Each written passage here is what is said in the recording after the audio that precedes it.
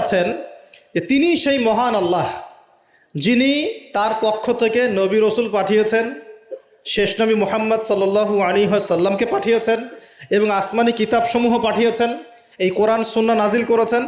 কি উদ্দেশ্যে? লিইয়ুযহিরাহু আলা দ্বীনি কুল্লি, যাতে করে দিন ইসলাম, এই দিন ইসলাম অন্য সমস্ত দিনের উপর বিজয় লাভ করতে পারে। বলেন সুবহানাল্লাহ। তাহলে আরেকটা উদ্দেশ্য পেলাম। কি উদ্দেশ্য? এই দিন নিজে পালন করব এবং এই দিনকে অন্য দিনের উপর বিজয় ঘটানোর চেষ্টা করব ইনশাআল্লাহ। এখন প্রশ্ন যে এই দিন কি অটোমেটিকলি বিজয় লাভ করবে? মান্না এবং সালোয়া কি এখনো পড়বে, নাকি আমাদেরকে রিজিকের চেষ্টা করতে হয়?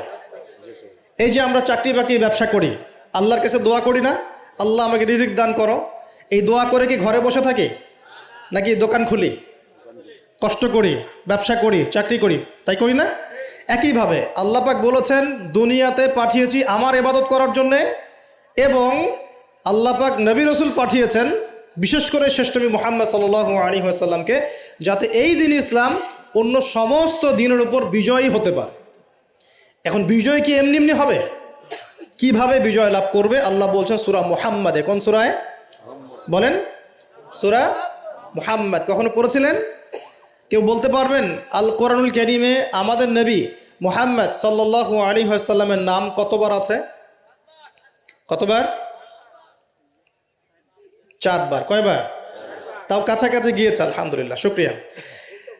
তো প্রিয় ভাই, সূরা মুহাম্মাদের মধ্যে আল্লাহ পাক বলছেন কিভাবে বিজয় লাভ করবে, কিভাবে বিজয় লাভ করবে। আল্লাহ পাক বলছেন খুব ছোট্ট করে, ইন তানসুরুল্লাহা ইয়ানসুরকুম ওয়া ইউসাব্বিত আকদামাকুম। শেষ।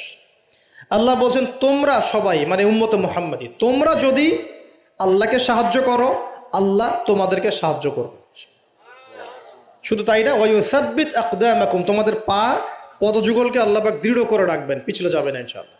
আরও বলছেন আল্লাহ পাক, ওয়া ইন তাতাওয়াল্লাউ, যদি আমাকে সাহায্য না করে, দিনকে সাহায্য না করে তোমরা পৃষ্ঠপ্রদর্শন